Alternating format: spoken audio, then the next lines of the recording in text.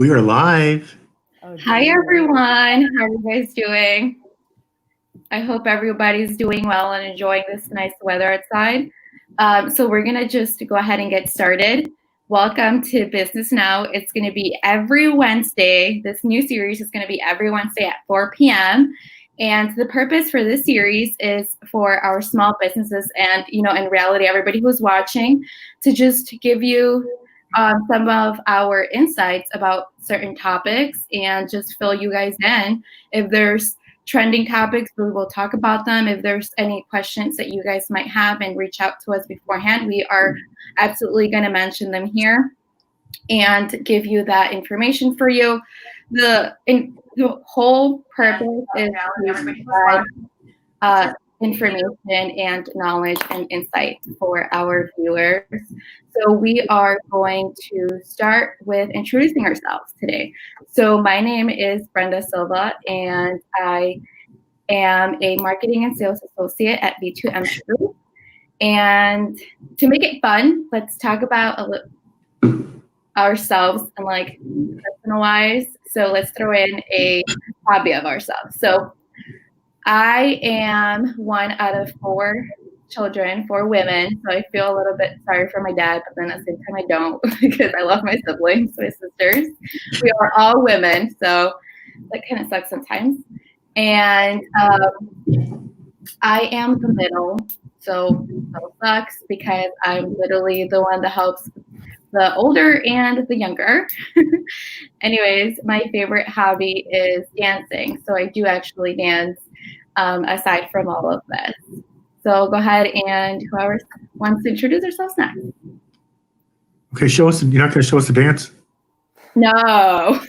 Not enough space. Not enough space. Yeah, no, not enough space. I'll probably knock over the computer. That's it. All right. Why don't you go, Freeman? You're the expert, right? Yeah. Person. So my name is Freeman Rosencrans. I'm a recent graduate from Aurora University. At V2M2, I am a social media specialist and graphic design freelancer. An interesting hobby of mine is I'm an amateur food critic. I'm currently searching for the perfect pulled pork sandwich. I've got like a top 3, but still got my hopes up for the ultimate sandwich. Pulled pork. Okay. I guess I'll just go last. You'll go last. I'll go next. So I am Madeline Ross. I am a student at Aurora University right now, and my hobby when I'm not studying or doing projects is I love food. I love to cook. Freeman Best Pulled Pork Sandwich is in Nashville on Broadway at Jack's Barbecue. So if you find yourself there, that's where you're going to find it. And I love to cook. If I can cook it, I love to cook it. All right, I'm taking notes on that. Jack's Barbecue. Mm-hmm. Best I barbecue think you'll there's ever like have. some place around here that has the best pulled pork. Not like 10 hours away. If you want Elio's good barbecue, in pretty good. No. South Illinois, will that work? Southern Illinois works. Best barbecue that I've had that's around here is South Moon Barbecue. I believe there's one in Aurora on 25. The Burnt Ends. They have one in Sandwich too. Uh-huh. Yep, there's one in Sandwich too. So that's the best barbecue I've gotten in Illinois. I'll say it. I said it and I mean it. Okay. So yeah, my name is Franklin CEO. No, I'm kidding. It's Frank. And I'm the founder of V2M2 Group. And my favorite hobby is actually gaming. So I love to game. That's what I do after hours. I have a gaming channel. I actually have followers. I got people following me on Mixer. So I'm the OG. I'm the old gamer. And for some reason, everybody says, "Man, that's really cool. You're 50 something and you still game." I'm like, I grew up with it. I was playing Pong back in the day. Boop, boop, boop, just a little dot. If anybody remembers that. So that's my favorite hobby. Alrighty, awesome. Thank you guys. So we are going to start with this week's topic, which is networking. So I'm going to ask 2 questions to you guys just so we could give some insight. One of the questions was, what are the benefits of virtual networking? Before this pandemic, we would do one-on-one personal networking, going to events. Fortunately, we are not able to do so now. So, how do you guys? Are your thoughts about virtual networking and the benefits that might come about? So, The benefits? I'll go first this time. I like the fact that with Zoom, you can break people up into different rooms. So you can kind of force people to speak with those that they probably never would have walked up to at a networking event, and you can drink a lot and don't have to drive it. So those are a couple right. of, That's a good advantage. Hey, it's a good icebreaker too. Yeah. Yeah. That's a benefit, I think. Freeman, you've been to a lot. You've been to a few virtual networking. Oh yeah, I love them.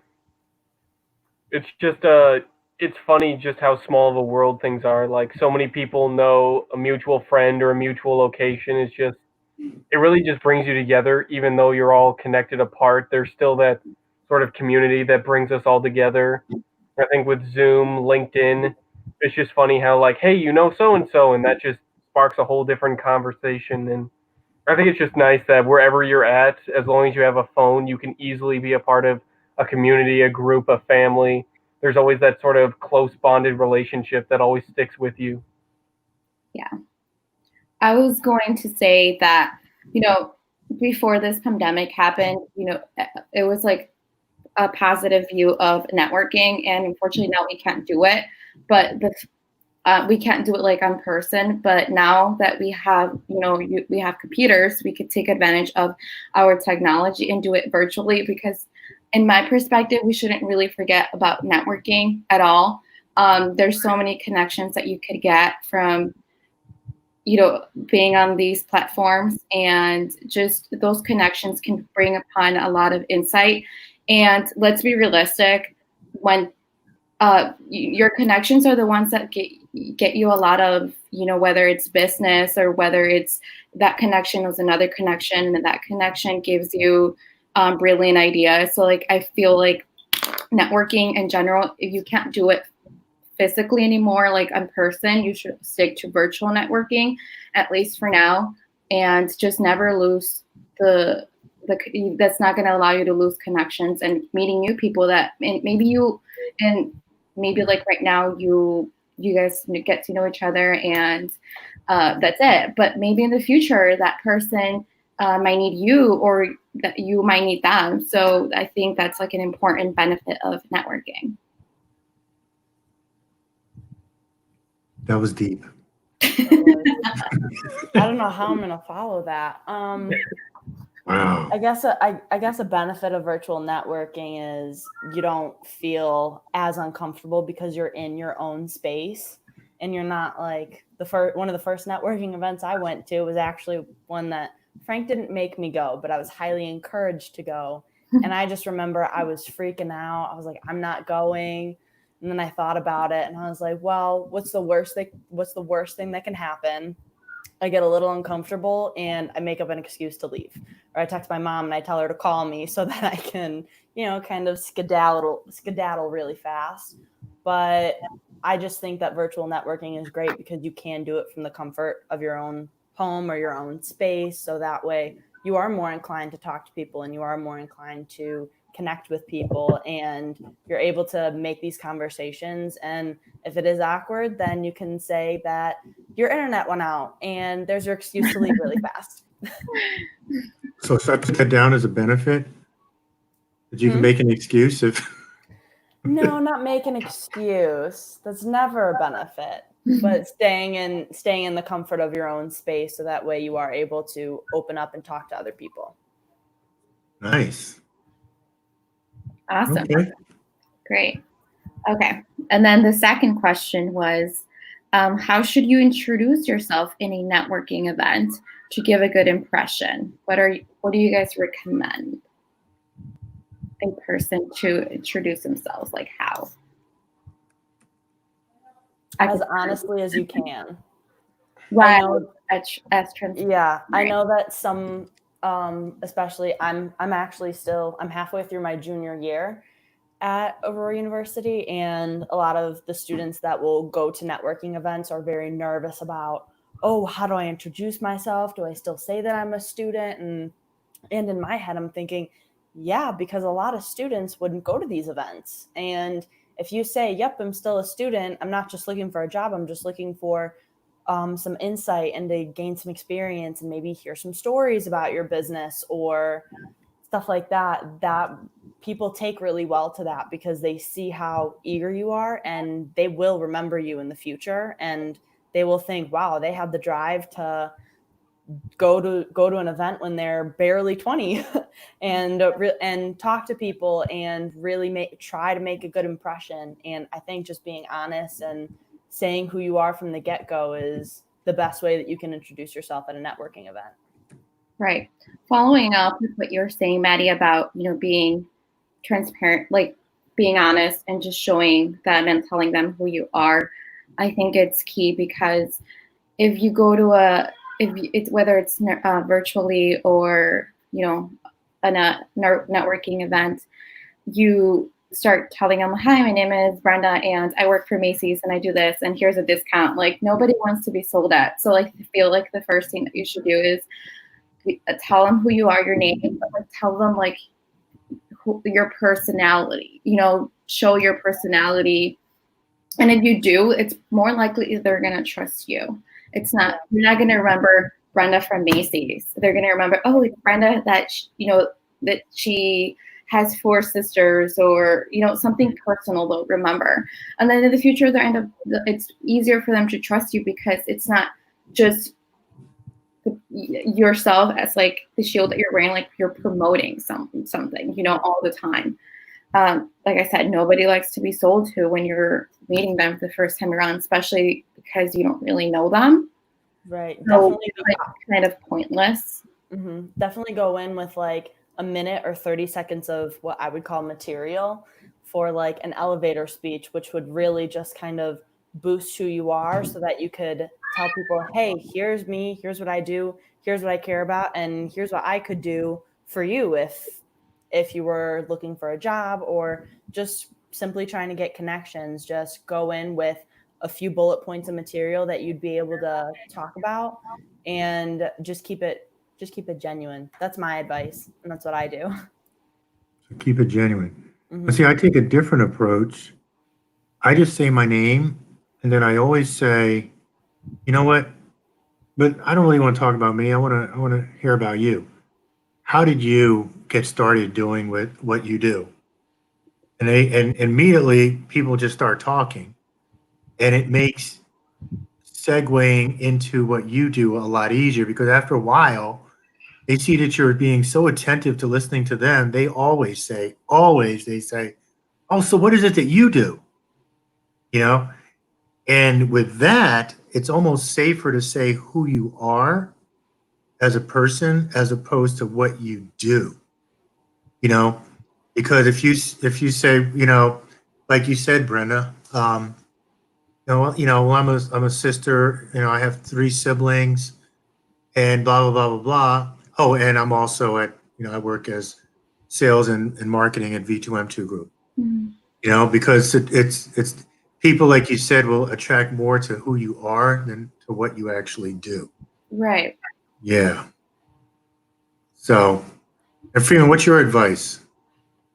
So for me, with trying to get, if I'm new to something and I just want to make a great impression, just kind of the most obscure off-the-wall facts usually does well at grabbing attention. For example, my ears never fully hardened. The cartilage is still, so I can do this.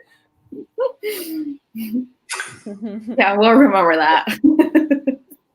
just a really good icebreaker. Just be like, hey, this is something weird I can do. This is what you'll remember me for. Nobody blinks when I do that, but if you want to get the conversation to go, on the other hand, to someone else, then like what Frank says, you immediately just turn the table, start probing them, asking what they do, asking about them.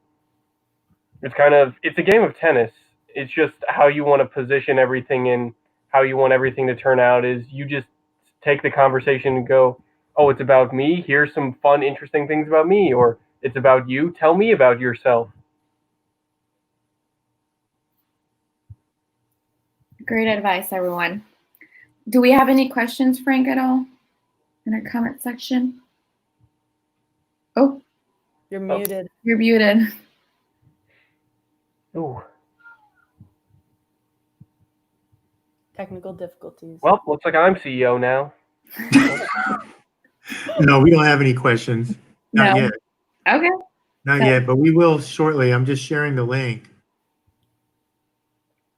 If we don't have any questions, so and if someone's going to watch this video at later today, you're welcome to just inbox us the questions, and we are going to answer them next Wednesday at 4 p.m. I'm putting in the chat any questions we can answer to see if anybody will jump on. Hey, we have 2 viewers. Welcome. Thanks for jumping on. Let me see who is here.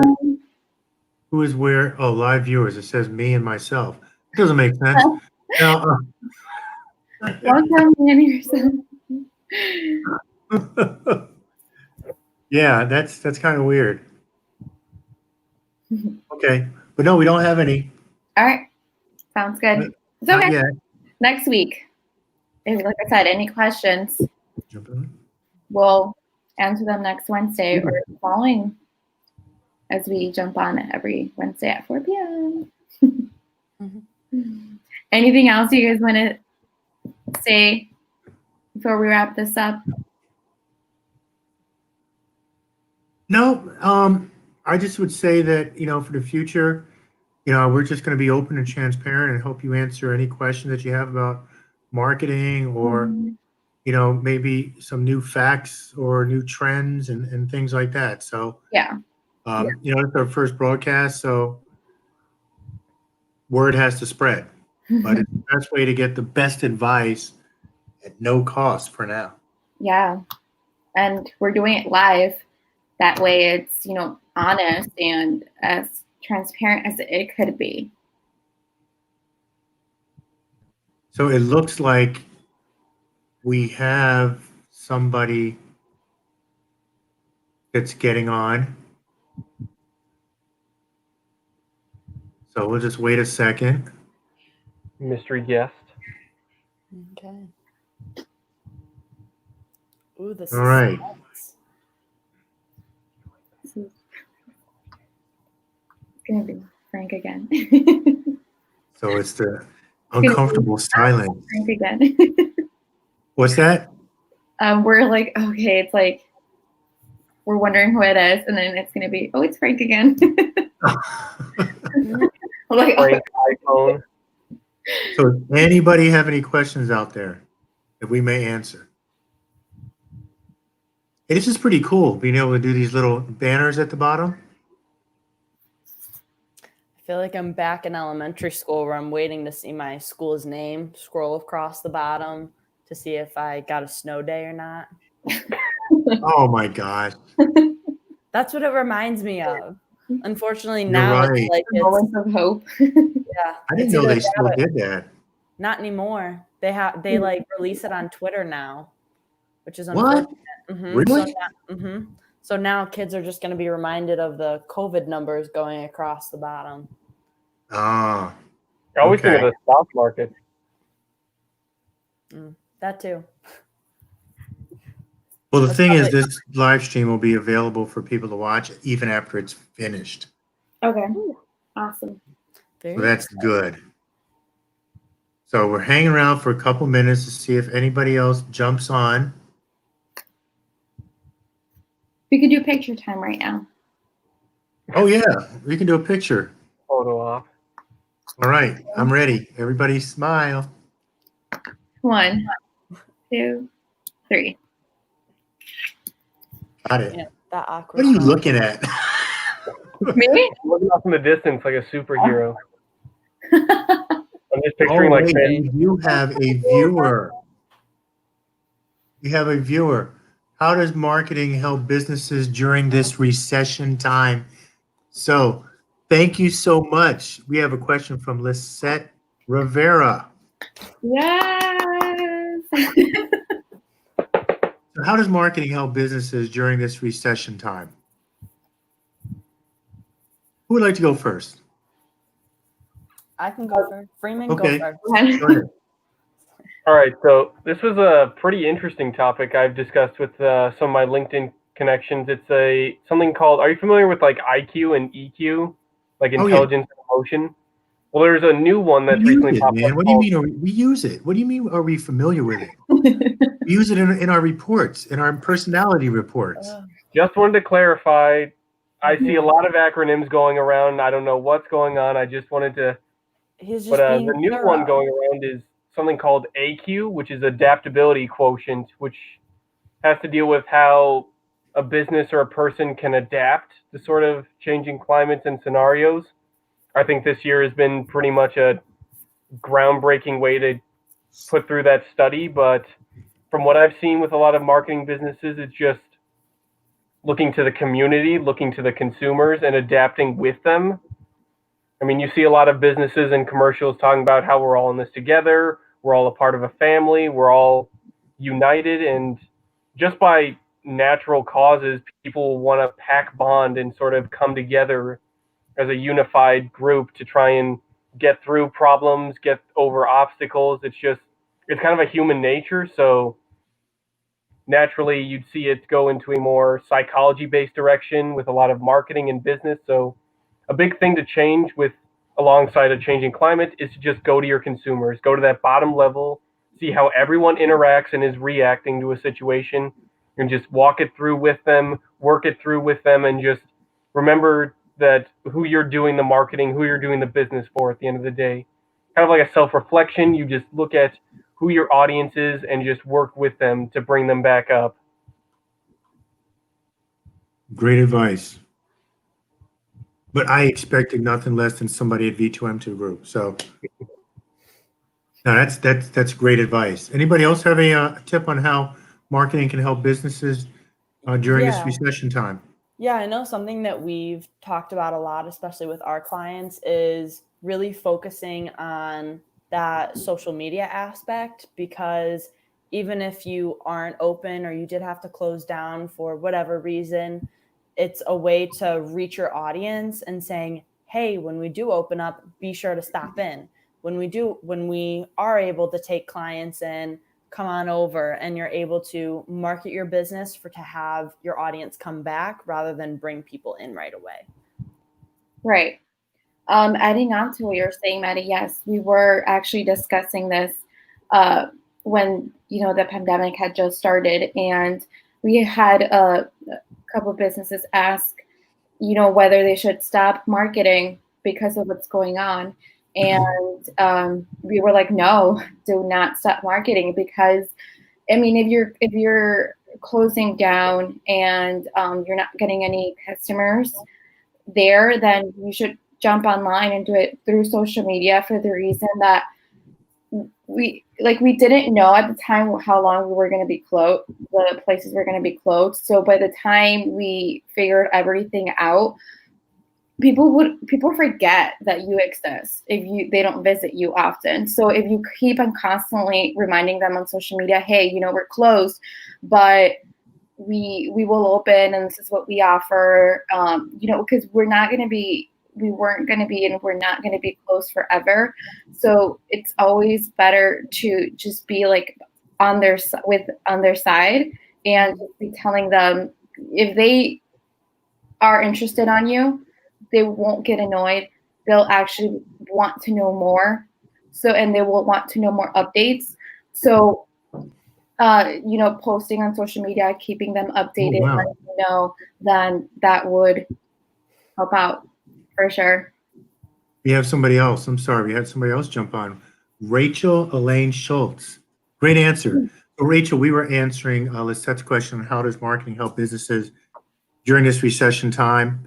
Thanks for joining us. And the answer basically was using social media to connect. And then Freeman shared something called adaptability quotient, which we can probably go over more in a future broadcast. But Rachel asked us, how can we deal with Zoom fatigue or virtual meeting drowsiness? Oh my gosh, Rachel, I feel you because I have Zoom fatigue. Let me go ahead and answer this question. I got this. Yeah, I got Rachel, at first, I was super excited. Because I'm like, I don't have to go anywhere. I don't have to jump in my car. You figure 30 minutes to get there, 30 minutes to get back. You have an hour for a meeting. That's 2 hours out of your day. Now I'm like, Zoom is great. I'm there. I can pack my meetings in. And it was funny. Just, I think 2 days ago, I said to my wife, I'm like, you know what? I am so tired of meetings. I am so, I felt like I was like Superman. I can do this. And now all of a sudden, I'm realizing, I'm tired. But one adjustment that I did make, Rachel, was I set aside specific days for meetings now. So right now, Mondays happen to be my main meeting day. And that's when I can expect to have a lot of Zoom meetings. Whereas I will save other days so I can actually get work done and I don't get that Zoom fatigue, if that makes sense. But the hard thing to control with that is a lot of times you might have an opportunity pop up where somebody wants to have a meeting and you're like, okay, I can't turn this down. Sorry, you're gonna have to wait till next Monday. It's not gonna work. So actually, this might sound funny to a lot of you, but the other day I said, why don't we just talk over the phone? And I had a phone call and it was great. I was like, wait, I didn't actually have to see the person. And just having a conversation, I think that actually helped with the Zoom fatigue. So my recommendation would be set aside a specific day that you're going to have your Zoom meetings. Do allow yourself some time between each meeting, 30 minutes, an hour, 2 hours if you can, and then actually schedule some of those Zoom meetings to be phone meetings so that you don't always have to be sitting in front of your computer looking at the screen. So hopefully that will be some, actionable advice. Anybody here have any advice around that? I had a couple things that I started doing. First of all, I started drinking more water just because I found myself that I had more energy and I was less tired because I was drinking like ice cold water. Something else that I started doing was setting aside about 10, 15 minutes a day for me to take a walk, get some vitamin D and get my blood flowing so that I was able to not be so sleepy. I am a serial napper. I play a game called Nap Roulette, and that's not really great because then I fall asleep. I don't set an alarm, and I just kind of see what happens. And when I sleep for 4 hours because I'm exhausted or I've been in front of a computer all day, it messes up my sleep schedule. So I started drinking a lot of water, taking those walks, surprisingly trying not to drink as much coffee because I just didn't want to mess up that sleep schedule, like I said before, because I get that 2 o'clock crash and then I sleep until dinner time. And then the last thing I do, which isn't for everybody, I wish it was a bit more professional, but I have a playlist on my phone and I have it labeled Dance It Out. So if I need like a little dance party if I can't take a walk, if I just need to run around the house or something, or just kind of clear my head, that's something else that I do. But so you dance. I do like a little 30-second dance party or something like that. Or if I'm like, oh, I need to clean, but I don't want to clean because I need to take a walk, I'll put some music on while I clean. And it's not like a Disney movie, but it's nothing like, I don't have birds flying around or anything. It's nothing like that, but just dance it out, get the blood moving, and you gave me an idea. So we're each going to have an individual dance party. We're going to record ourselves and we're going to post it. Battling Zoom fatigue with V2M2. I love it. Great. I want to see you dancing, Freeman. I'll be Oh, honest. I want to show off in front of everyone. Come on now. Oh boy, I stick to line dancing. The boot scoot and boogie is one of my favorites, but you know, Well, what? boot scoot and boogie, Brooks and Dunn.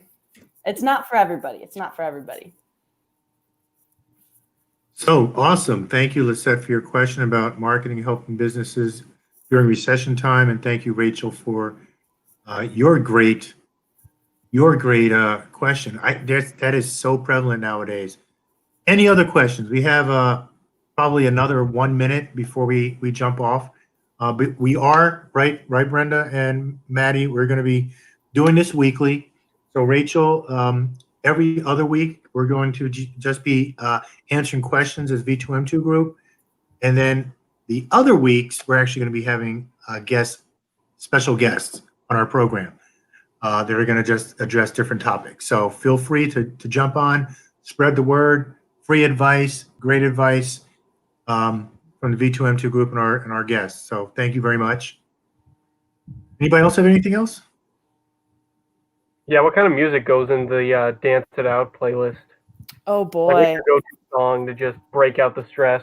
my go-to songs, they really do differ depending on my mood. I think let's see, Dolly Parton is one of my favorites. I definitely 9 to 5 in the morning. That's probably the best morning song that I could listen to. I'm a big Dolly Parton fan. Not that she's watching this, but she's just amazing. A couple other ones is I have some Train, some Kanye West. It's quite the mix. And then I throw in some 80s and 90s jams in there too. It really is. It really is all about your preference. Mine, I'll go from Metallica to Boot Scoot and Boogie in a matter of 3 minutes. But hey, it is what it is. And as long as I can stay awake, that's what counts. Well, I just learned a little bit more about you today. Just a little bit. Thanks. So, hey, look, we don't want to keep people on much longer. We want to keep this short. So that's it. Thank you. Thank you, Rachel. Thank you, Lisette, for jumping on for your questions. And look forward to next week. This is going to be a rotating schedule. So every Wednesday at 4 p.m. sharp. Great. Same bat channel, same bat time. All right. Thanks. All right. See you guys. See you. Bye, Take care. everyone. Everybody. Bye. Bye-bye. Take care.